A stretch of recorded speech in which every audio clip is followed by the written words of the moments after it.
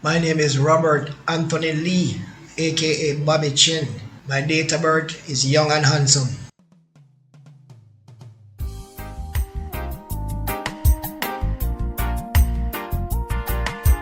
I was born in Kingston, Jamaica. I was born and raised in Mona. Spent most of my life there. Then in the early 20s, I moved to the United States of America. Growing up, I was pretty much sheltered. Parents that used to just really give us anything we wanted. I went to St. Teresa's Prep in Vineyardtown. Then I went to St. George's College. Life growing up in Mona was pretty cool.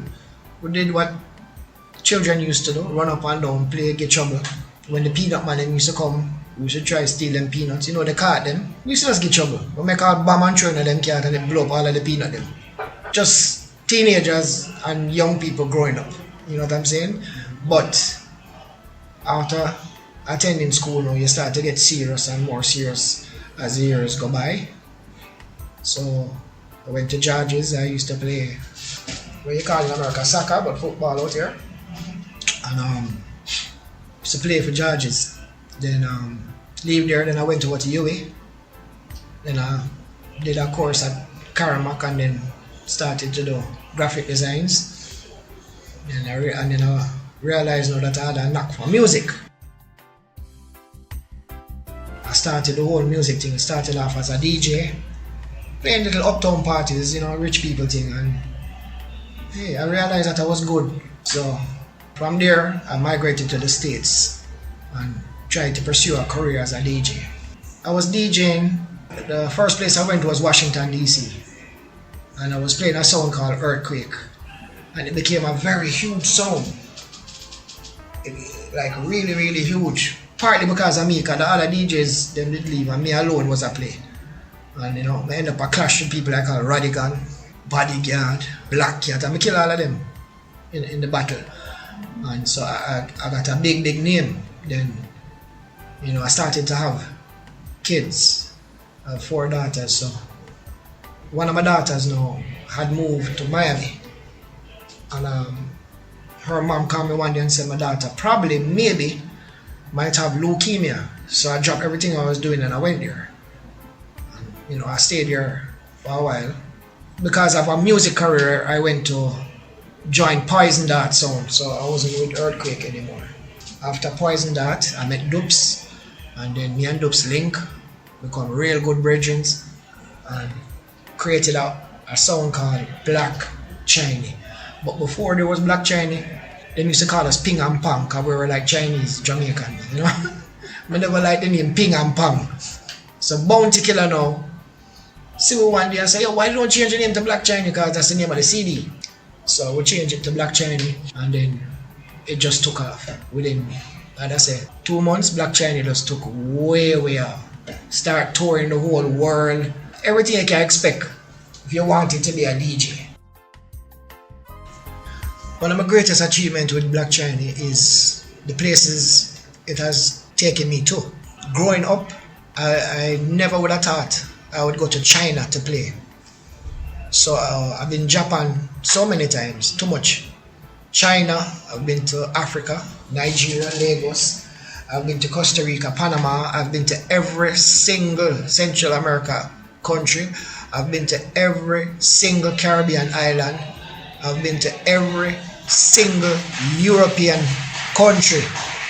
Switzerland, Sweden, Germany, England, Paris, France, Italy. You know, it's just every crevice of the earth you can think of, I have been there. Achievement, lot of trophies, clashes, lot of women. The women come with kids too. So, you know, 5 Grammy Awards, 8 nominations, crazy production. Sky's the limit. Sky's the limit. There's, when I was 16, who would have ever thought that I've been to all these places and achieved all these things? You know what I'm saying? So, yes, a lot of achievements. Anything musically you can think of, and we're still achieving. And we're still learning. You know what I'm saying? There's never a day that passes you can't learn something good, you know? We used to make a lot of mixtapes, as you know, Black Chiney series.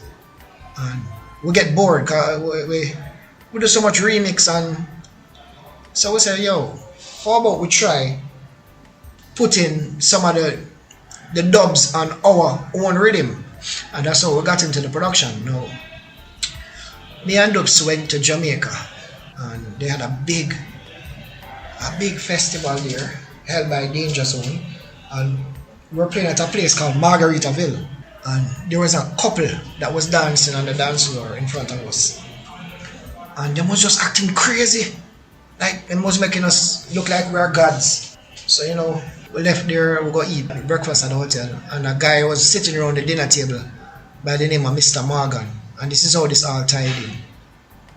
Mr. Morgan met us at a breakfast table, and then he became Dubs' manager, and he became the reason why Dubs got signed to Sony, and Dubs is my partner that started Black Chiney.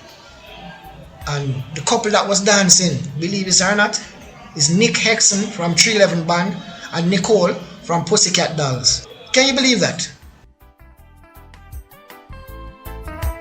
We're going on the plane now, and I said, Dubs, we never travel first class, let's try it.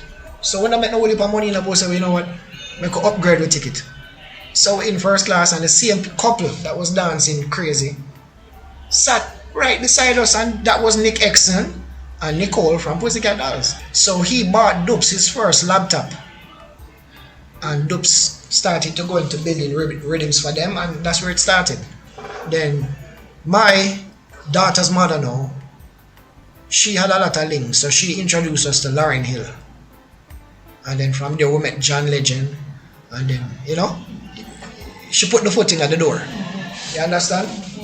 So yeah, that's where it went.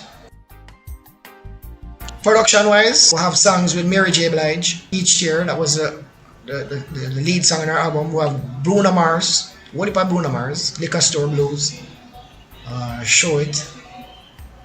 We have songs with Drake and Tyga, Still Got It. We have songs with Shakira. We have songs with Sean Paul, Estelle, Bojo, John Legend, you name it. Quite a few songs under we built. You understand?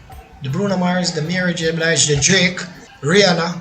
We did do a song with Rihanna, which I currently have a song with Rihanna. I don't know what's going on with that. If them don't put it out, that's my last, because that's a song that I would really like to be released. It's just Rihanna and Bojo and Shakira. Well, we became so famous, we stopped paying attention to health. Touring, we eating all different kind of crap. And one day I was driving, and I noticed I couldn't see the road. So I just followed the white line until I reached home, And then I came back to Miami now, and I was watching TV, and I covered my right eye, and I noticed I can't see nothing out the left. So I went to the eye doctor, then he referred me to a specialist, retina specialist. So they told me I had cataracts in both eyes and detached retinas in both eyes.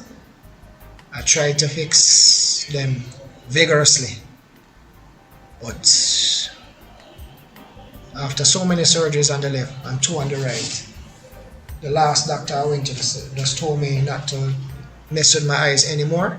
I'm not a candidate for surgery because it was too late. So that is it right there. I can describe all of that in one word: suicide.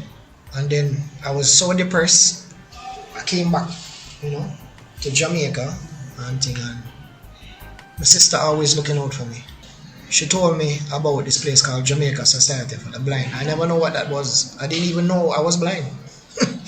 I thought it was just something else, and I would just do surgeries and get back my sight. Anyways, I got introduced to Jamaica Society for the Blind. Then when I got here, I realized there were more blind people in the world.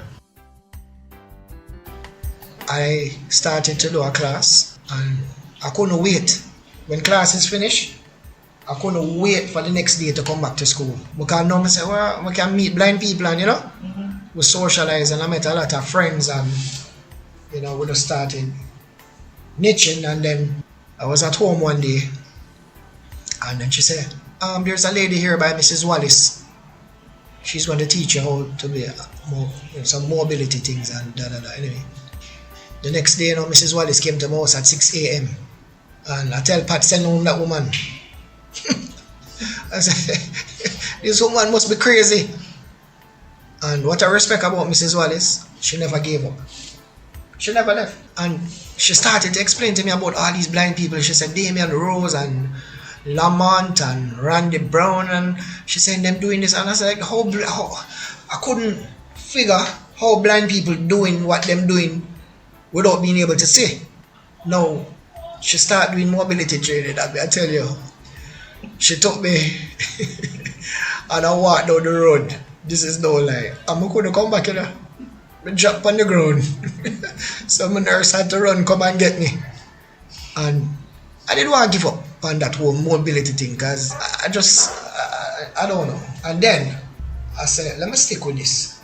Because then I met Damian, and I met Shania, and I met Colleen, and I started meeting all these people, and I was like, and Damian McLean, I walk up and down the place like him can say, I think him still tricking us. But I said, let me stick it out. Let me get to that level, at least, you know, of independence. And I stick it out, and I never forget this. Mrs. Wallace took me from JSB gate. And she said, Bobby, I'm not going to go there. I'm going to walk behind you, but way behind. And Mrs. Wallace made me walk to Sovereign and across the main road with a little guidance still, you know. I'm going to go in a Sovereign, I'm going to do my shopping, I'm going to pick up what I want, I'm going to come back out, and I was so proud of myself, I had to take her to lunch. Yes, and I said, boy, there's something here. You know what I'm saying? Then, you know, the computer classes and thing, and I never knew it was possible to use a computer without seeing the screen.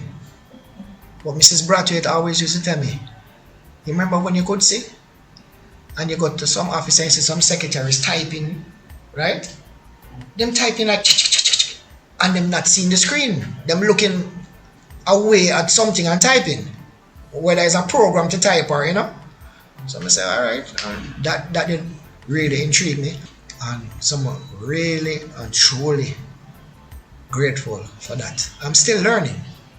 I'm still nowhere near where I would want to be, but I'm open arms to learning, because having your independence is a great thing.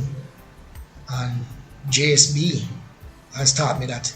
And when I was coming to JSB, there was a Braille class after my computer class, and I never had no interest in Braille because I was saying Braille is going to become obsolete soon, which I was totally wrong.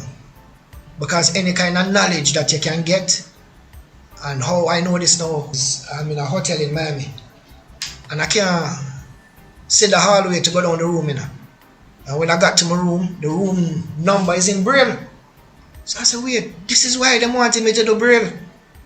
So it all comes together as a puzzle, you know. And I went to a restaurant, Damian, Outback Steakhouse, and the lady realized I was blind. She said, okay, hold on, I'll bring you a menu in Braille. So I was like, this is why they want me to do Braille.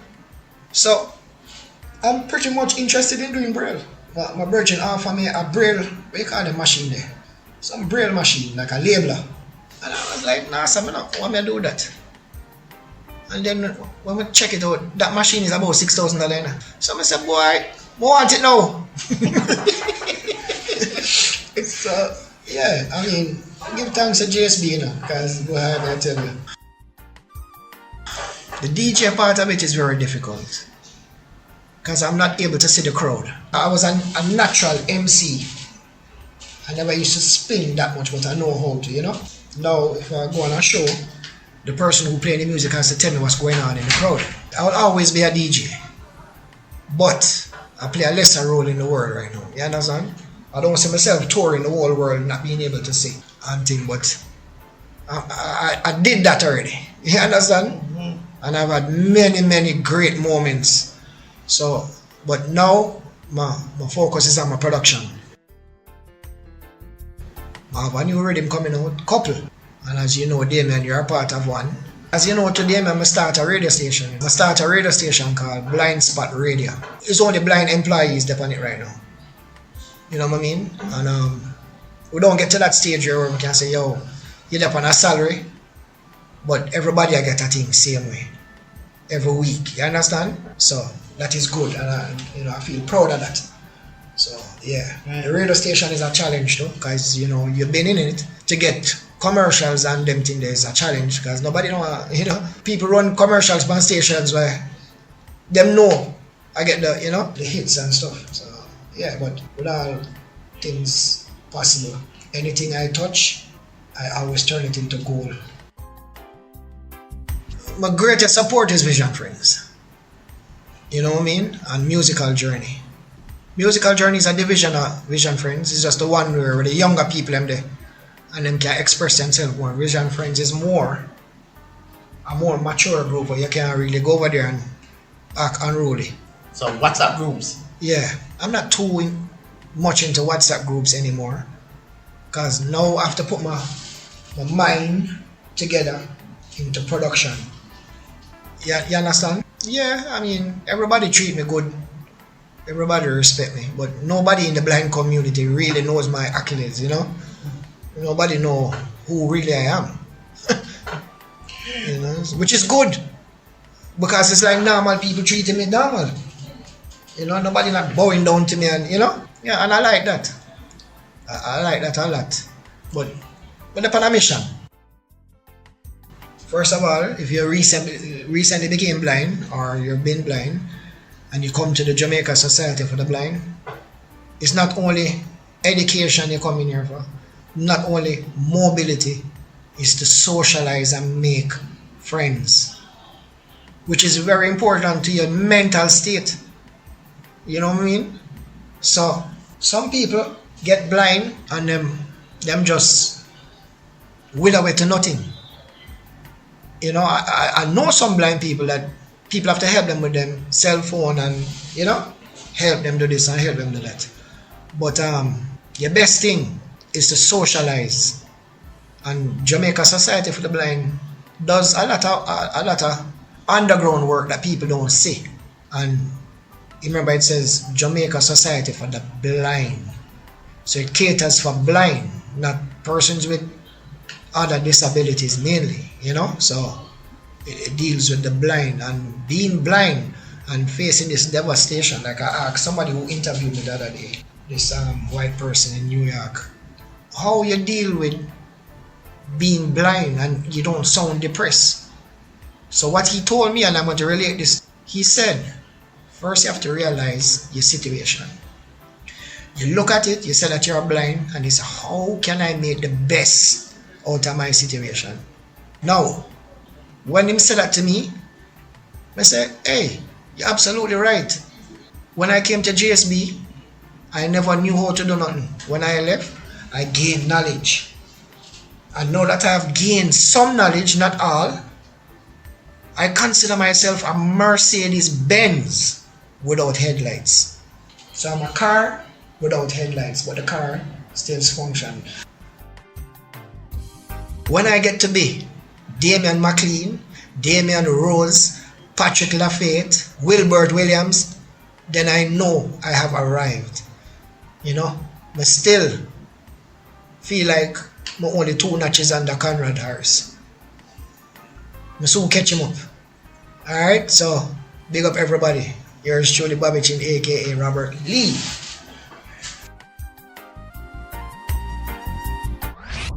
This has been a production of the JSB Library.